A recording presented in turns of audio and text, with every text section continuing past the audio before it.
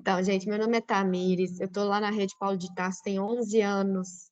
Trabalhei desses 11 anos, 90% desse tempo na área assistencial. Trabalhava como gerente assistencial, responsável aí por toda a assistência da unidade. E recentemente fui convidada para assumir a gerência comercial e de relacionamento da Rede Paulo de Tarso. Eu estou achando incrível apresentar, né, e vender a ideia que eu pratiquei por tantos anos aí da minha carreira. Grande parte da minha carreira eu passei dentro da Rede Paulo de Tarso.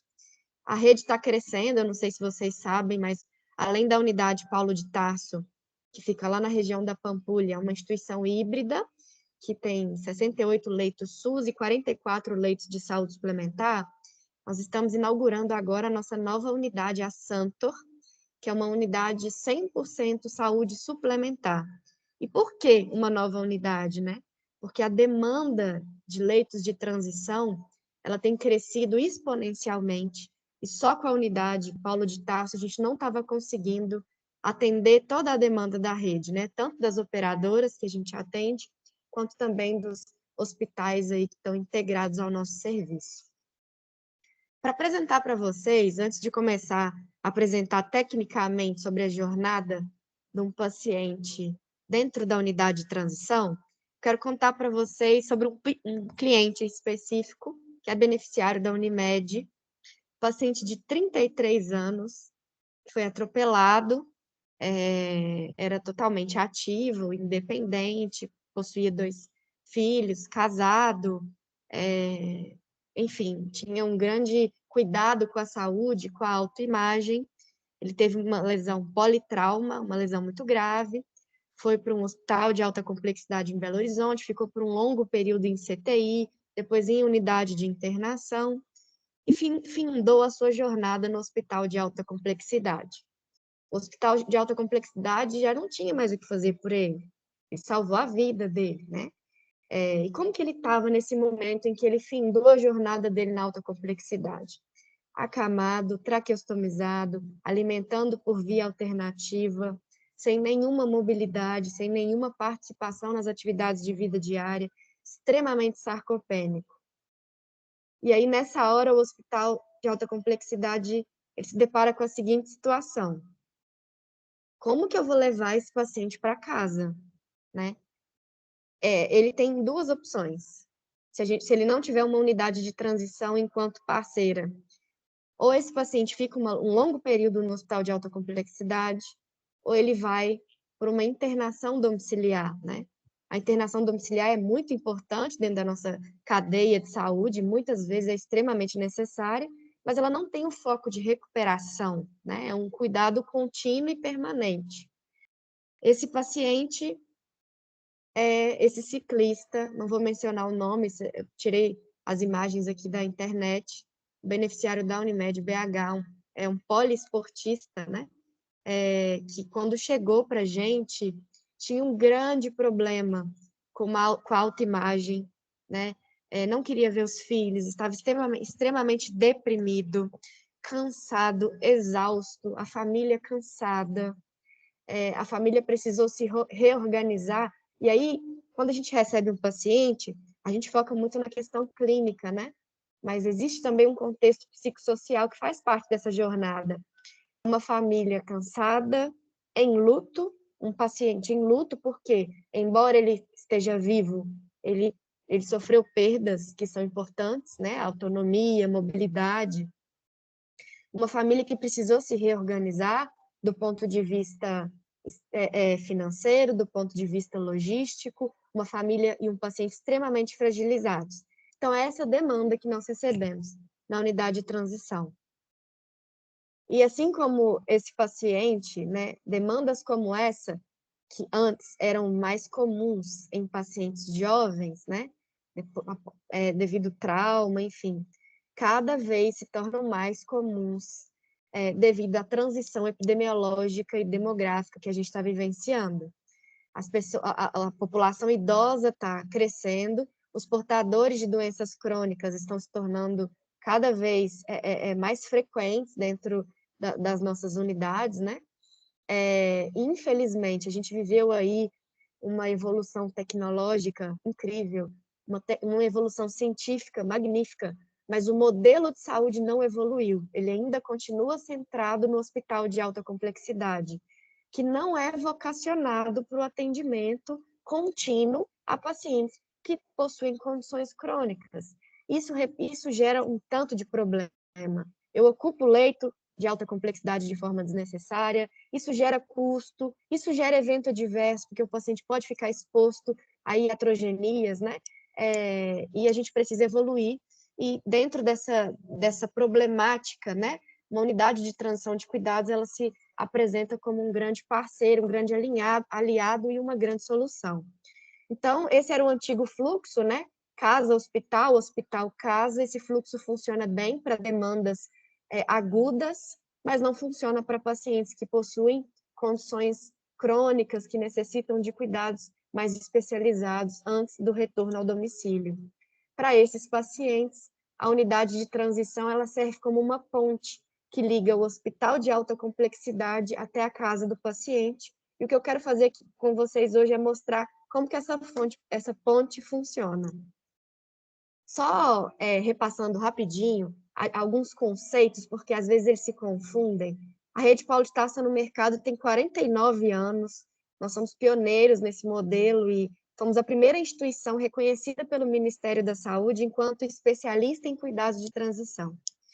E ao longo desses 49 anos, a gente percebe que os conceitos eles se confundem e a gente sempre gosta de repassar, né?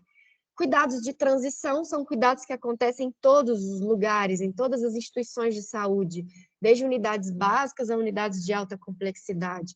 Nada mais é que eu levar o paciente de um lugar a outro, ou de um setor a outro, de um exame à unidade de internação, ou de um hospital a outro, de uma forma segura e coordenada, né? Cuidados prolongados e de retaguarda podem ser tanto uma estratégia de uma instituição, como também podem ser uma modalidade única de trabalho de algumas instituições, né? Esses cuidados, eles são caracterizados por cuidados contínuos a pacientes portadores de condições crônicas, principalmente, e o principal objetivo desses leitos é liberar o leito de alta complexidade. Algumas instituições, como a Santa Casa de Belo Horizonte, por exemplo, tem um andar que ela usa como retaguarda, né? Então, a retaguarda ela pode ser uma estratégia ou a instituição pode ser vocacionada para a retaguarda. Existem também a estratégia de hospice, que também pode ser uma estratégia, uma única unidade ou leitos específicos de uma instituição, como podem ser uma modalidade única de uma instituição. Dentro do hospice se pratica principalmente os cuidados paliativos, né? Os cuidados a pessoas portadoras de doenças incuráveis, principalmente em fase final de vida, onde o manejo ali em casa ele se torna um pouco mais complexo. O que é uma instituição de transição de cuidados, né? É um serviço especializado, caracterizado principalmente por cuidados intensos. Esse serviço ele é caracterizado por a gente tem baixos recursos tecnológicos, no sentido de não temos CTI, não temos bloco cirúrgico, nada disso. Mas os recursos humanos, eles são muito volumosos e a intensidade dos cuidados é muito grande, né? O foco dessas instituições é o ganho de independência, reduzir riscos assistenciais e promover a melhor qualidade de vida possível, né? Essas instituições fazem isso dentro de um período pré-determinado de tempo. Isso gera previsibilidade. Então, por exemplo, na unidade de transição Paulo de Tarso, a gente tem uma média de permanência de 44 dias. Tem pacientes que saem com 30, né? Então, o paciente ele vai para uma unidade de transição sabendo a média de permanência lá, né?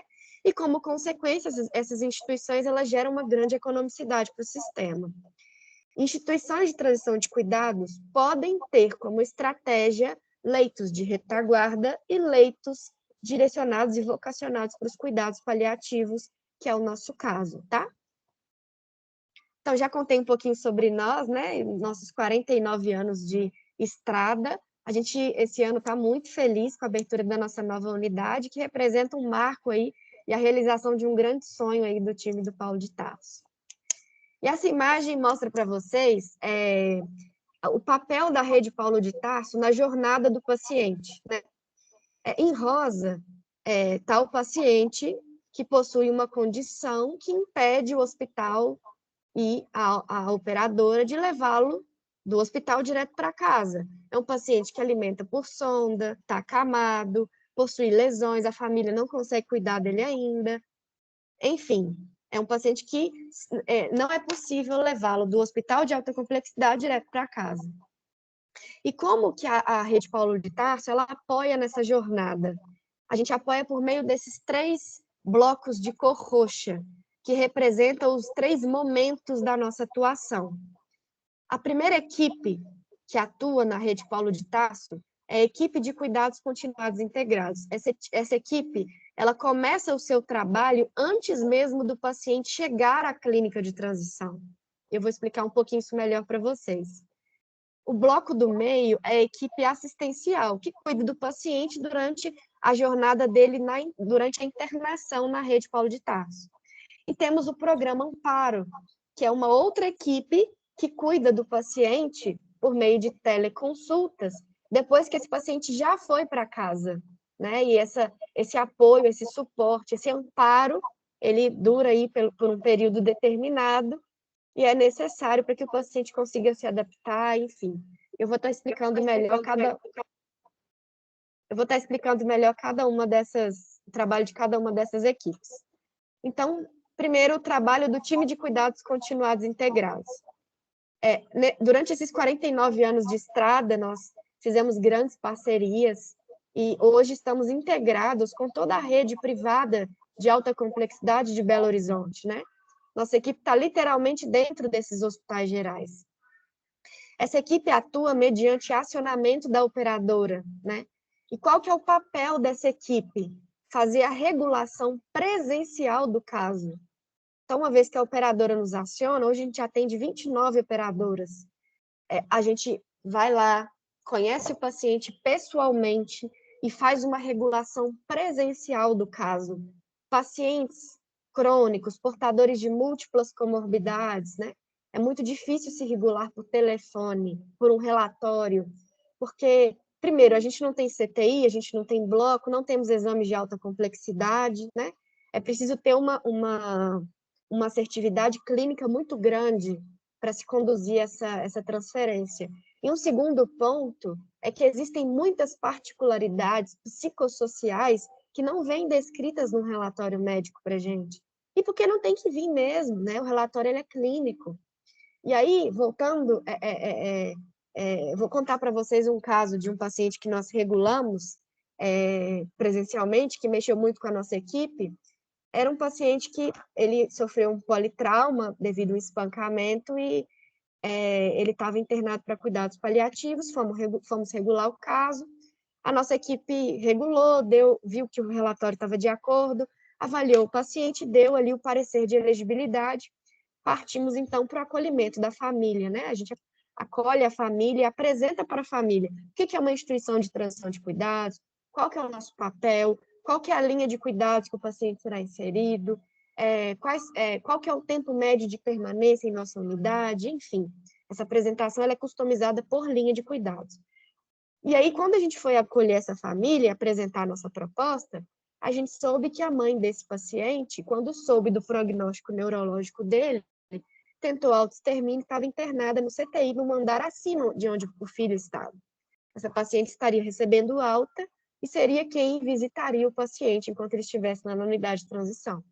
A gente não teria essa informação no relatório, muito dificilmente. Então, essa equipe, uma vez que ela regula o caso, ela assessora o médico da alta complexidade, ela tira dúvida, tanto do médico quanto da família.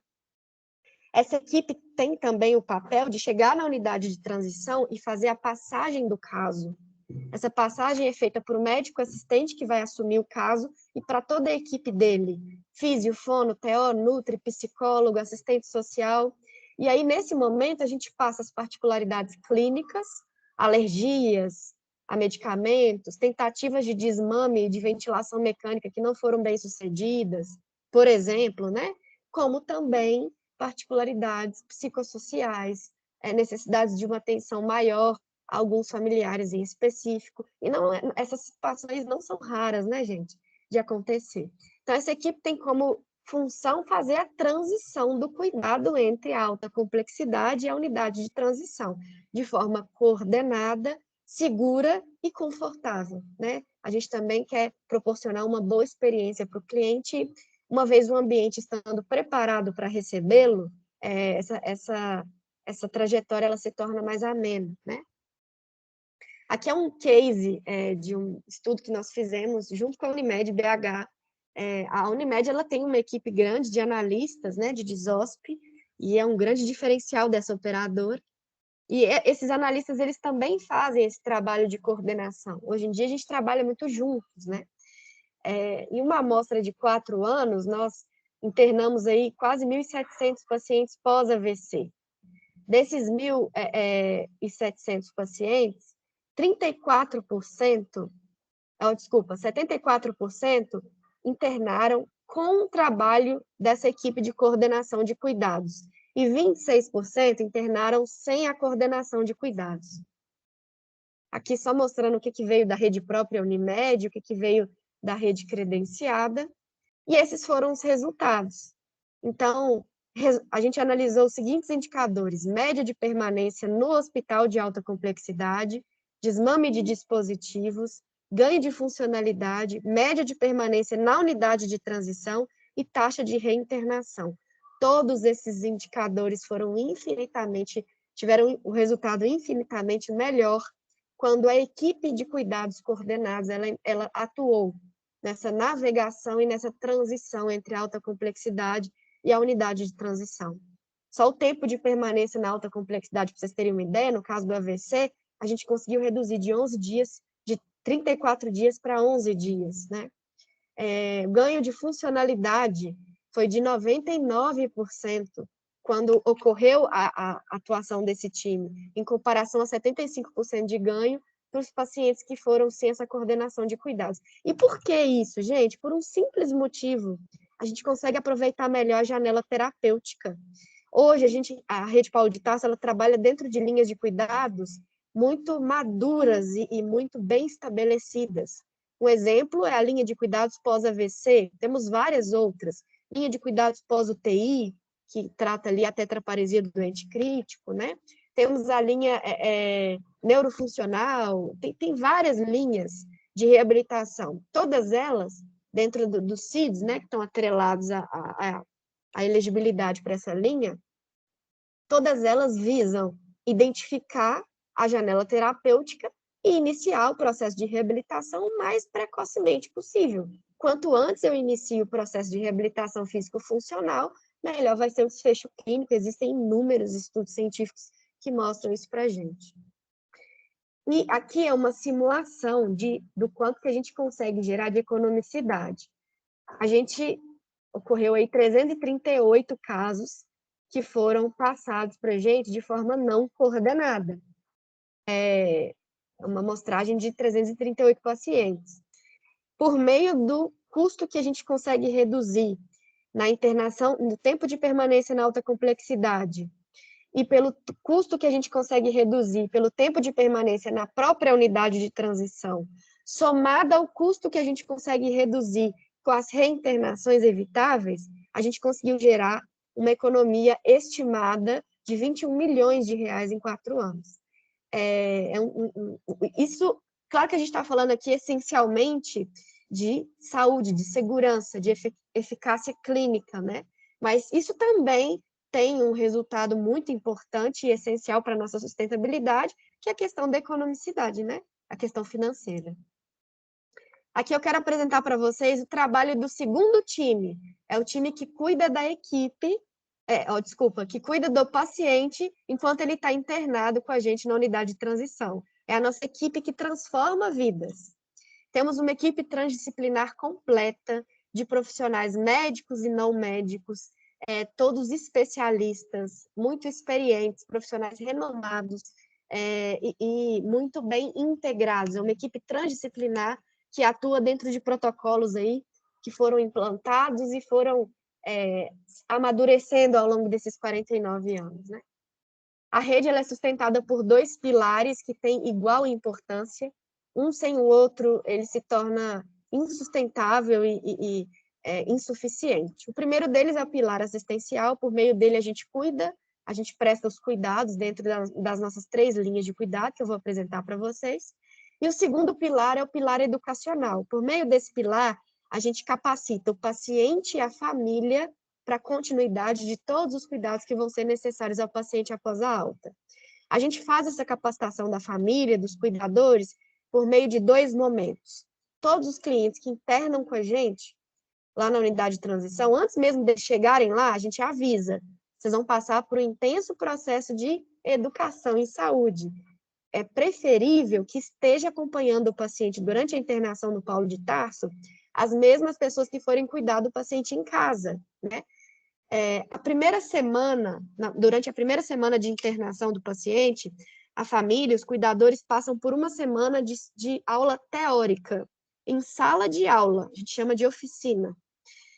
Cada dia é um tema diferente, que vai desde o tratamento de feridas crônicas aos cuidados com traqueostomia, mobilização segura, alimentação segura, são muitos temas. E o segundo momento, finalizado, então, o processo de educação por meio das aulas teóricas, a gente inicia a prática beira-leito, que é feita junto ao próprio paciente, né, junto com a nossa equipe. Esse momento prático é o momento em que, além da gente ensinar a família a promover os cuidados, a gente desmistifica muita coisa, muita coisa. A gente desmistifica o fantasma que existe por trás de uma lesão crônica, por trás de uma sonda, por trás de uma traqueostomia. É muito mais do que ensinar, é um trabalho de convencimento, onde a família ela vai praticando e ela vai percebendo, olha, eu sou capaz, que legal, não é tão complicado como eu pensei, eu consigo cuidar, né?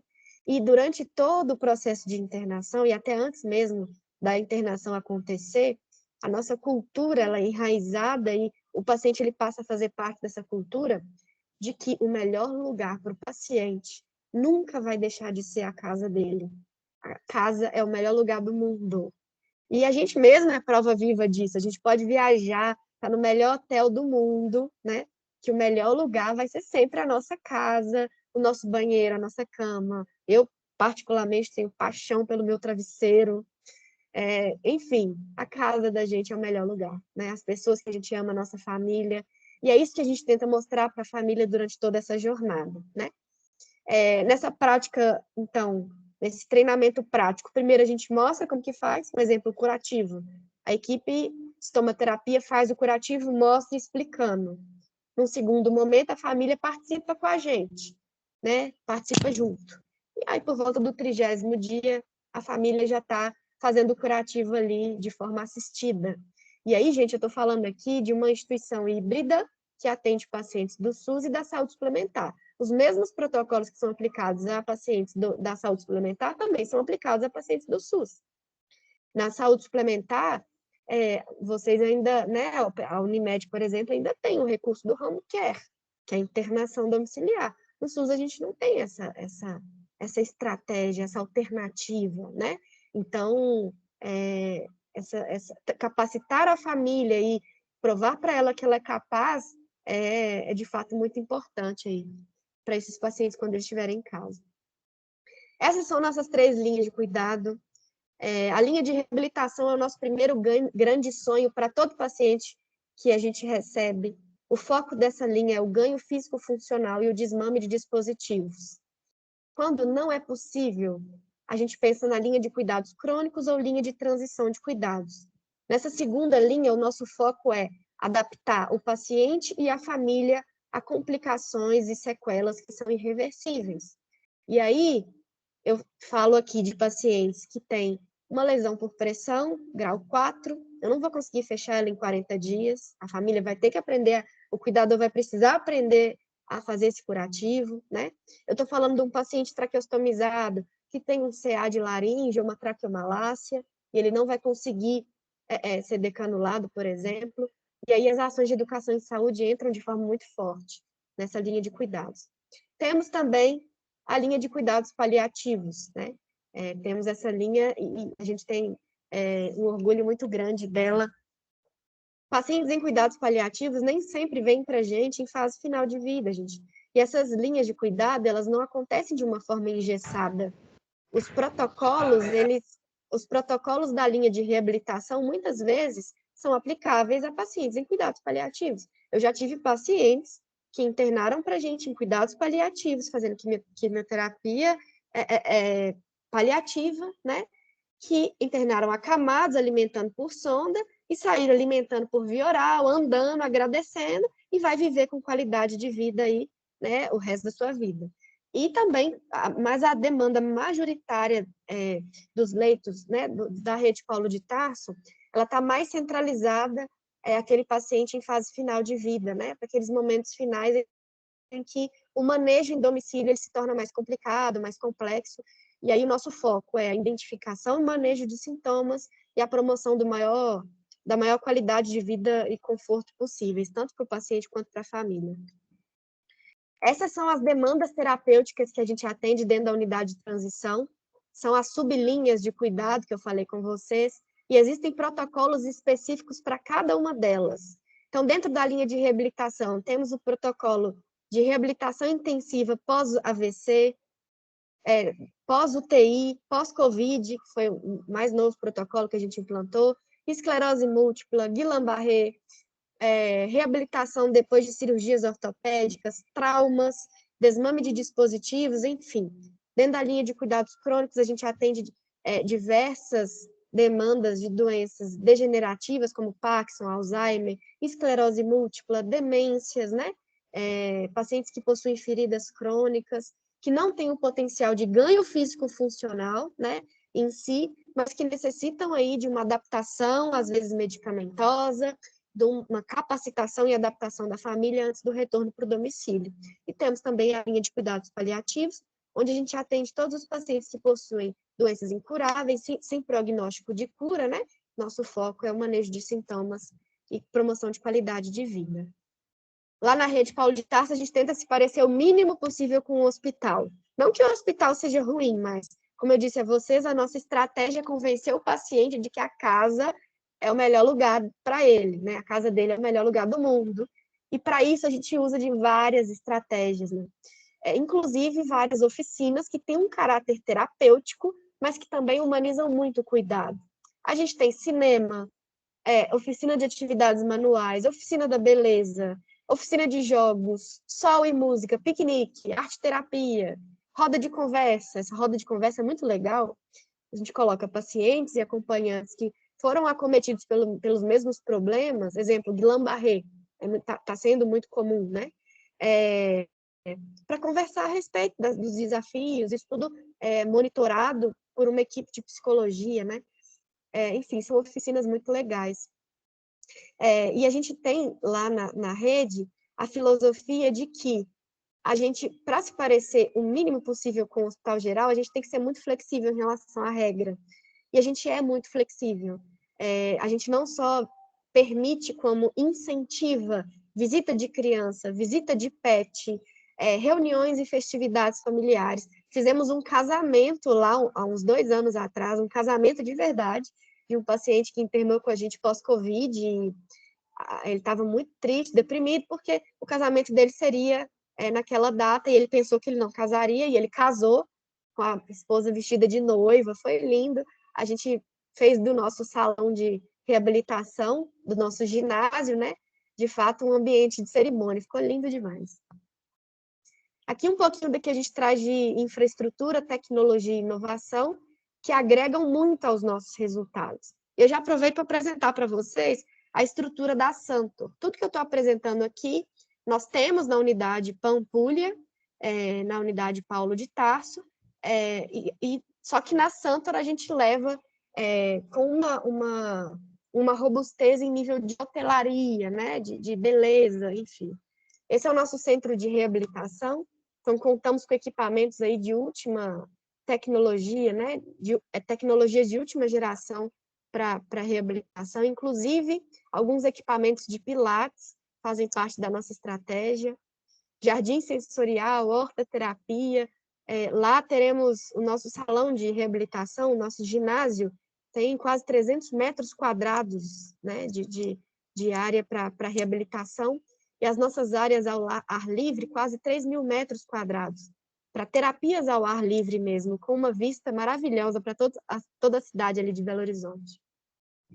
Esse é o laboratório de atividades de vida diária, aqui que a gente simula o ambiente doméstico, sala, cozinha, banheiro, quarto, né, escritório, e o paciente ele reaprende a conviver dentro desse ambiente, por mais que os nossos protocolos sejam robustos e por melhor que seja o resultado terapêutico, muito dificilmente o paciente vai voltar para casa sem nenhuma sequela, como mobilidade 100% como era antes, né, do problema agudo que veio a trazer essas limitações. Então, é preciso se adaptar também, né?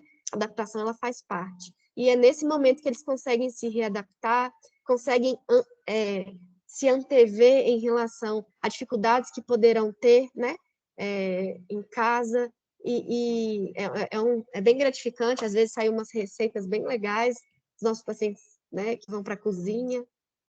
Esse é um salão de beleza, a autoimagem é algo muito importante para a gente precisa recuperar a autoestima, né, e o cuidado com essa autoimagem, e lá a gente vai trabalhar também com várias terapias integrativas.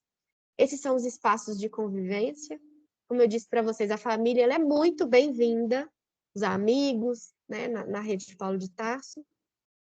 E aqui um pouquinho de tecnologia, né? Aqui é o MetaQuest, é um equipamento de realidade virtual.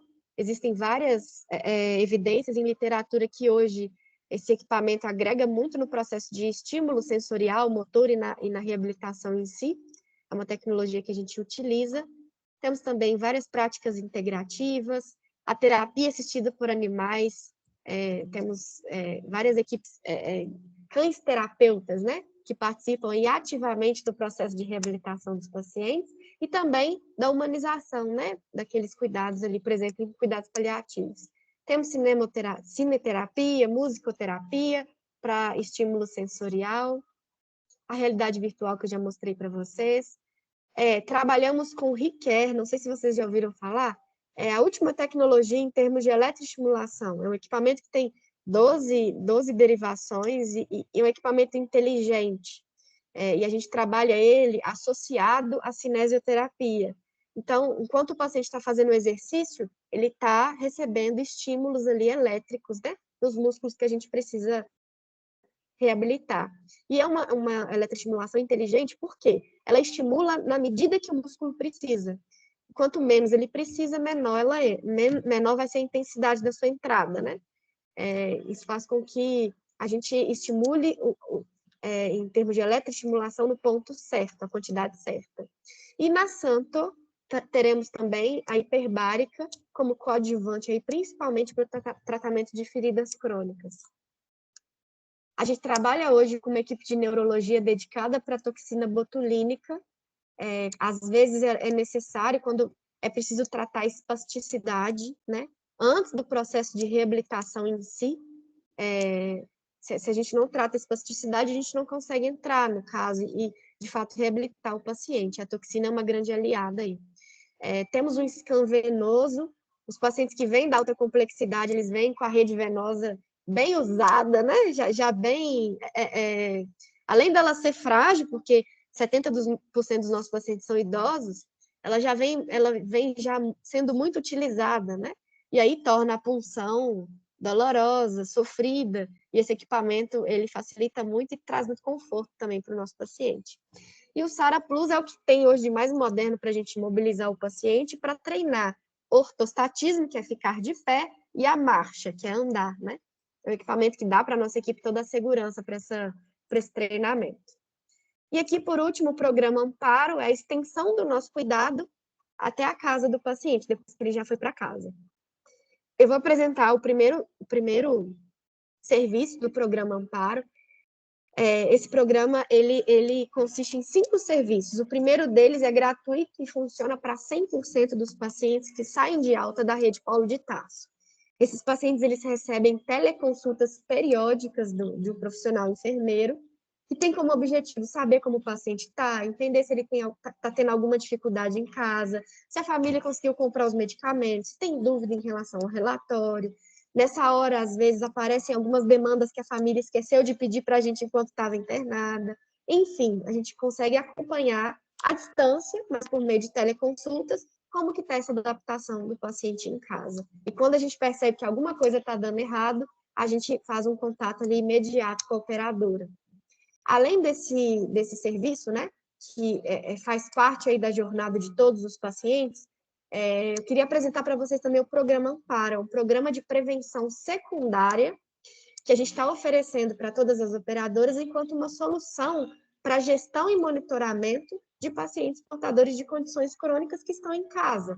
Esse programa, além das teleconsultas periódicas, ele tem também a consulta periódica presencial com um médico especialista, capacitação contínua dos cuidadores e da família, para os cuidados, e um telefone disponível 24 horas por dia, todos os dias da semana, para que, caso o paciente se sinta mal ou a família tenha alguma dúvida, ela consiga contactar a nossa equipe. Essa equipe de enfermagem vai fazer uma triagem, né, da demanda, sendo uma demanda de média e baixa complexidade. Esse paciente é direcionado para o nosso pronto amparo, né?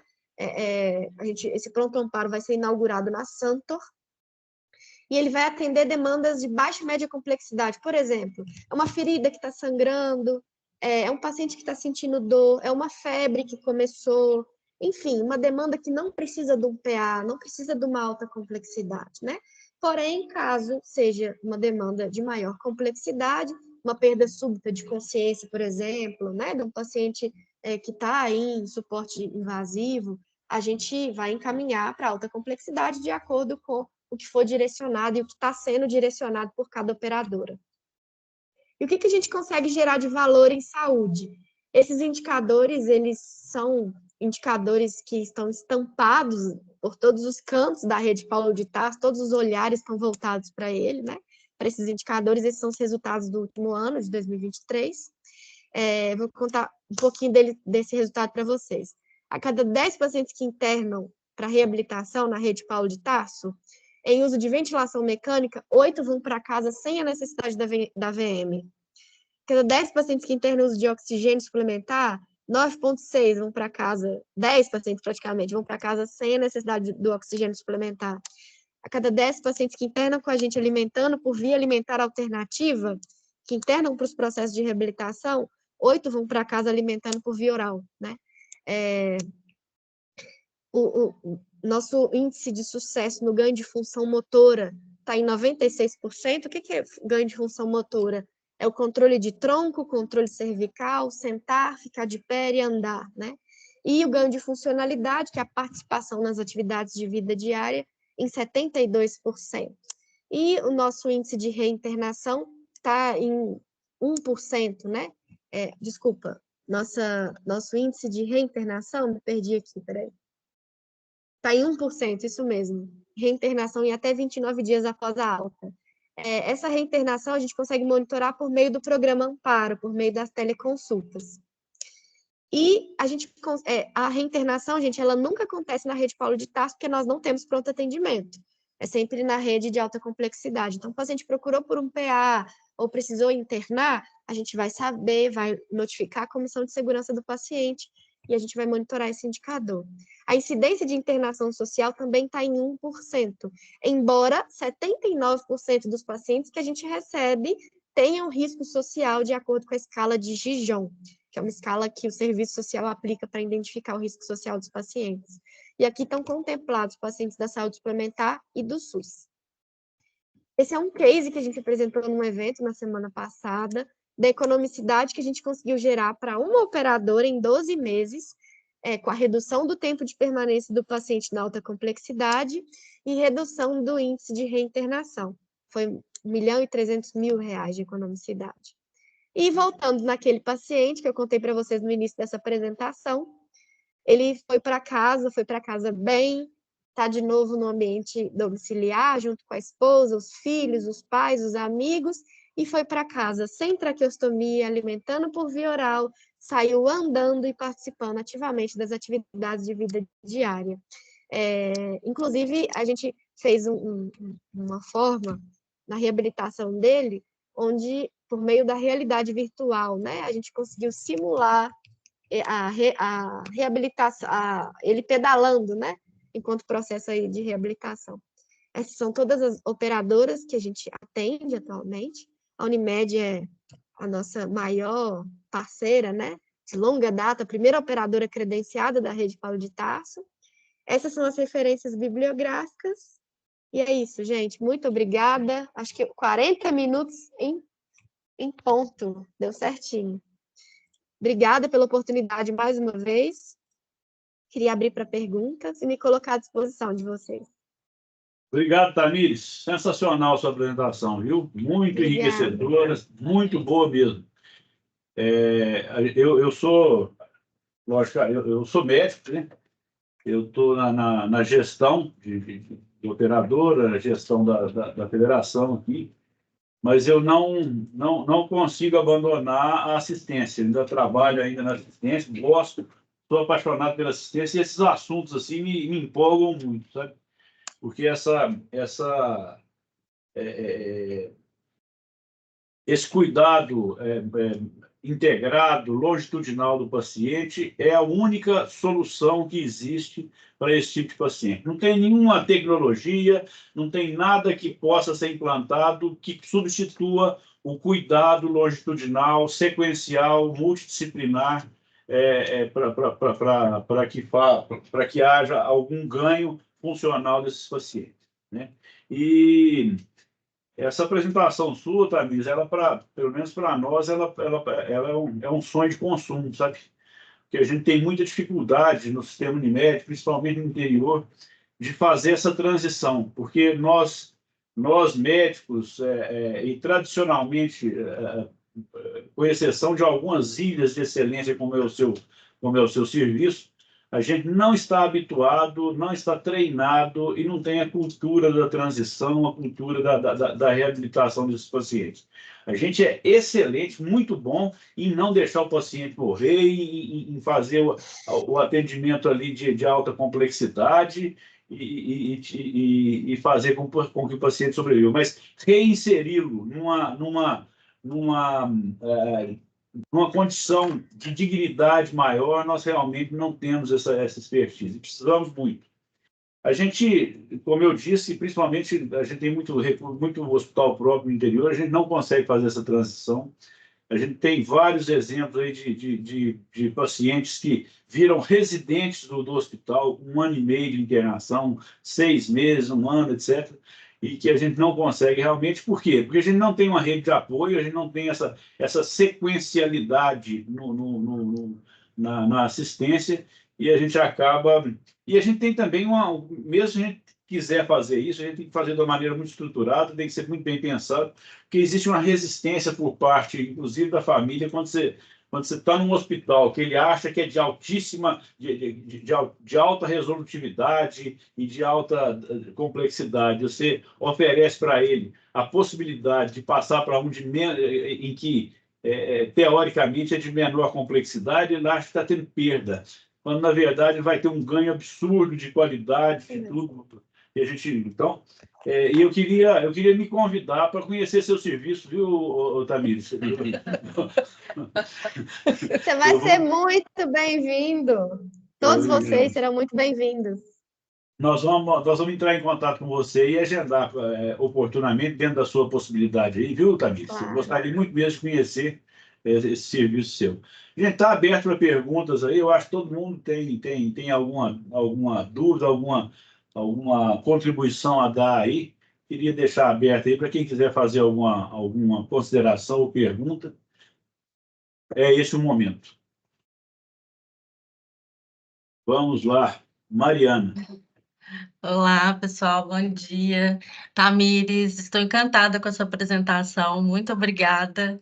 Eu sou fã, né, do trabalho de vocês, eu não conheço pessoalmente aí também a instituição Paulo de Tarso, mas sempre encaminhei pacientes, né? Quando eu trabalhava no hospital, na assistência, então tive a oportunidade de encaminhar alguns pacientes aí para vocês e ver esse resultado, que eu acho que a nossa, né, grande satisfação é isso, né? Quando a gente está no hospital geral, né, na assistência, a grande dor, né, é isso, né? Porque a gente sabe da expectativa, né, de vida, né? Igual você falou dos medos, né, que o paciente tem, né? Ele perdeu aquela, né, aquela vida, né, que ele tinha antes, né? E aí quando ele se depara com, né, com uma fase, né, crônica aí, igual você deu o exemplo aí, né, desse paciente do ciclista aí, realmente, né, a gente fica muito comovido.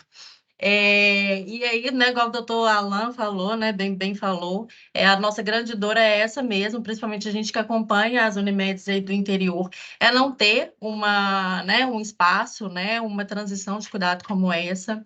A gente tem um programa, né, de auditoria extensão hospitalar, que eu acho que também contribui muito com essa transição de cuidado, que é proporcionar ao auditor ali, né, beira-leito, né, capacitar esse paciente na alta, porque a gente sabe, né, desses meses, o paciente muitas vezes ele recebe a alta com muitas dúvidas, né? Com sondas, né, com dieta, o que fazer com isso, né? Então a família realmente tem uma resistência de receber esse paciente em casa, né, por não saber mesmo, muitas das vezes, é não ter o conhecimento de como manipular, né, esse ente querido. Então eu acho que o auditor ele tem um grande papel de fazer essa capacitação tanto da família quanto do paciente, né? Então, assim, queria agradecer novamente pelo trabalho aí de vocês. Obrigada, Mariana. Gente, então, doutor Amis, muito obrigado, então, pela sua apresentação. Parabéns aí pelo trabalho, viu? A gente vai entrar Obrigada. em contato para a gente aproximar mais aí e, de repente, até disponibilizar com maior facilidade esse seu serviço aí para as nossas Unimedes aqui que desejarem fazer, encaminhar pacientes para essa reabilitação aí, que eu acho que vai ser bastante importante. E para o grupo aí, a gente vai continuar em contato com a Tamisa aí e volta a, a noticiar para vocês aí nos nossos meios de comunicação aí qualquer avanço que a gente tiver aí. Obrigado, viu, Tamires? Muito obrigado Obrigada mesmo. eu, gente. Vou deixar meu telefone aqui no chat, eu estou à disposição, tá? Obrigada pela oportunidade. Obrigada. Obrigado.